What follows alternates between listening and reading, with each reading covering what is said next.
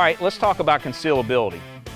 Most people, when they conceal carry, they either carry a smaller pistol with less magazine capacity, or they carry a full-size pistol that's harder to conceal.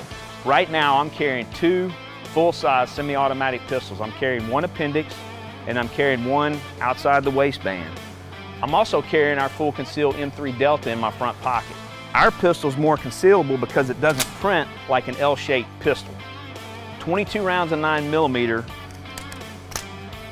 and it's square or rectangular like another everyday object, your cell phone.